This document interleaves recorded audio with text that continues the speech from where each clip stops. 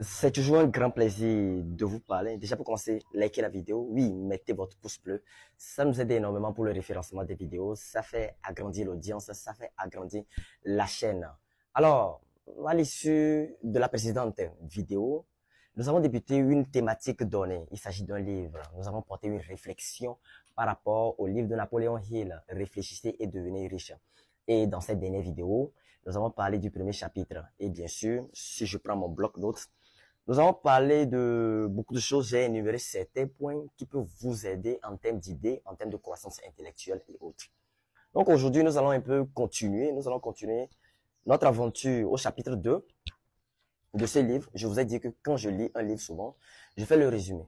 Et c'est le résumé que je mets ici sur mon bloc-notes, histoire de garder certaines idées intéressantes. Parce que quand on lit souvent, on trouve certaines phrases clés, on trouve certaines idées intéressantes. Donc, il est préférable que vous preniez, que ce soit votre agenda ou que ce soit un papier RAM, et de noter clairement ces idées.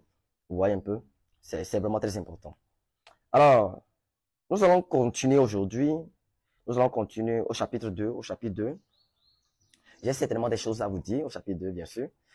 Euh, Nous allons parler du désir. Le chapitre 2, ça parle du désir, le désir. Nous allons parler du désir. Lorsque je lisais le livre, il y a tout un chapitre, il y a beaucoup de choses. Et sur le chapitre 2, qui commence par le désir, l'auteur Napoléon Hill, bien sûr, a dit beaucoup de choses, vous voyez un peu. Et notamment le désir. Le désir, c'est le point de départ de tout accomplissement. D'abord, si vous voulez entreprendre quelque chose, si vous voulez accomplir quelque chose, vous devez d'abord avoir le désir. Je veux faire ça, je veux faire ça. Vous devez d'abord être obstiné par la chose. Donc, le désir est le point de départ de tout accomplissement. Donc c'est un peu ça. Vous voyez un peu? Alors, une autre phrase que j'ai notée. Mon avenir dépend de mon attitude à obtenir ce que je veux. C'est-à-dire, votre avenir dépend de votre aptitude à obtenir ce que vous voulez. Donc, ce que vous voulez doit être issu d'un désir. Vous voyez? Donc, c'est un peu ça.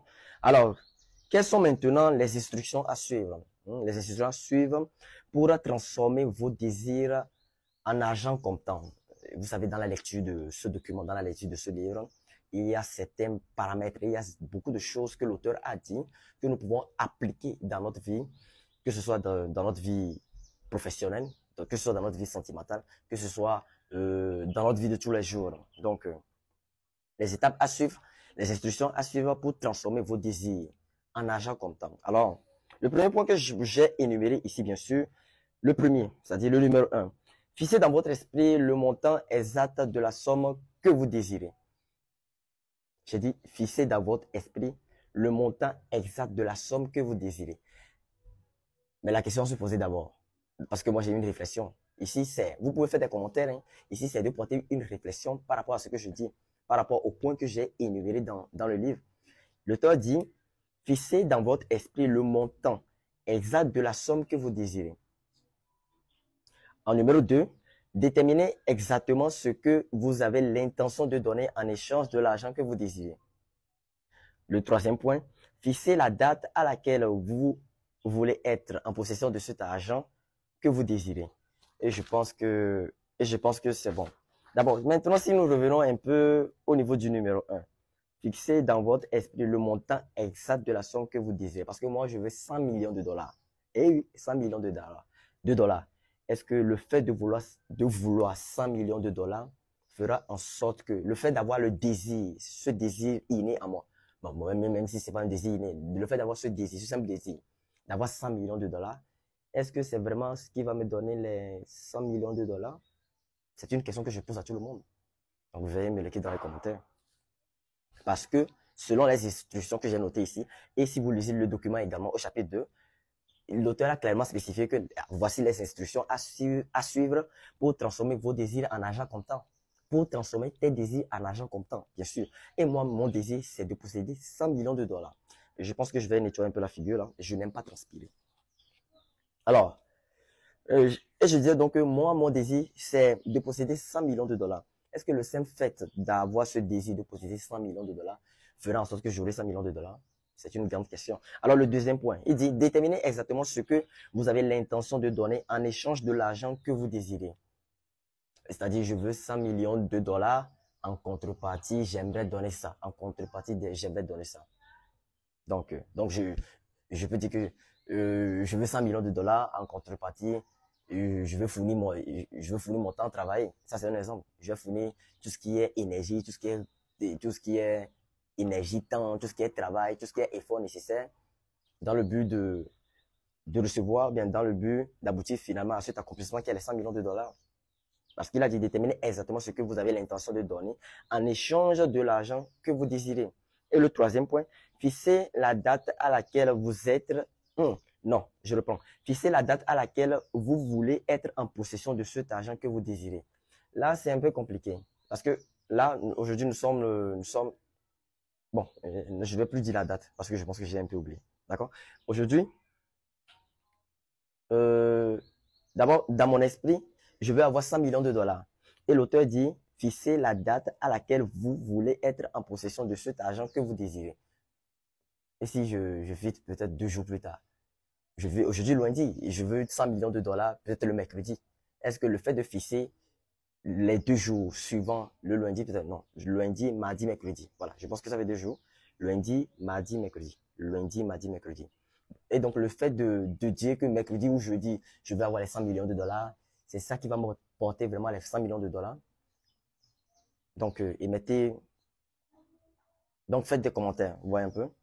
Nous sommes là pour apporter des réflexions. Bien sûr, au point que j'ai énuméré dans les livres et concernant le chapitre 2. C'est la grande question. Je désire avoir 100 millions de dollars en un mois. Est-ce que le simple fait de fixer la date, même si je prends un papier et que j'écris ça, je décide d'avoir 100 millions de dollars en un mois, est-ce que le fait simple de faire ça, de faire ce acte, fera en sorte que dans un mois, j'aurai vraiment les 100 millions de dollars? Point d'interrogation. Alors, pour finir, je pense que ma vidéo dure assez trop. Donc, je vais vite finir. Alors, j'ai énuméré un autre point qui parle de tout malheur porte le germe de la réussite. Ça, c'est vrai. Tout malheur porte le germe de la réussite. Oui, ça, c'est vrai. Parce que dans le parcours du livre, dans le document, chaque défaite temporelle, l'auteur Napoléon Hill a vraiment spécifié que chaque défaite temporelle rafferme la graine du réussite future. Ça, c'est vrai. Alors, une autre phrase également que j'ai notée. Rien n'est impossible à celui qui désire avec foi. Plus tard, nous allons étudier la persévérance dans les autres chapitres. La persévérance et la foi. Voilà. Ensuite, premièrement, vous devez bien conjuguer la foi et le désir. C'est-à-dire, avoir la foi et avoir le désir. Parce que le désir seul ne suffit pas pour un accomplissement. Il faut la foi. Et plus tard dans le livre, que vous verrez que la foi aussi à elle seule ne suffit pas pour un accomplissement. Il faut le désir, la foi, la persévérance et beaucoup de choses, beaucoup de facteurs. Il faut également être optimiste. Ce que nous avons vu précédemment dans le chapitre 1. Ensuite, deuxièmement, qu'est-ce que j'ai écrit ici là? Oui, deuxièmement, lui transmettre ce désir avec persévérance et effort continu. Voilà. Il faut mettre ses efforts en action. Il faut travailler. Il faut se battre et autres. Et en troisième point, il faut croire. Donc, je pense que c'est tout. Je pense que c'est tout. Donc, si je fais une petite récapitulation de ça. Donc, en premier point, vous devez avoir la foi. Vous devez avoir non seulement le désir, la foi. En deuxième point, vous devez transmettre ce désir avec persévérance et effort continu. Et en troisième point, croire fermement. Voilà. Croire fermement et travailler. Donc, je pense que c'est tout pour cette nouvelle vidéo. Nous allons nous retrouver une prochaine fois dans une nouvelle vidéo et notamment dans cette prochaine fois, nous allons parler du chapitre 3. D'ici là, portez-vous bien.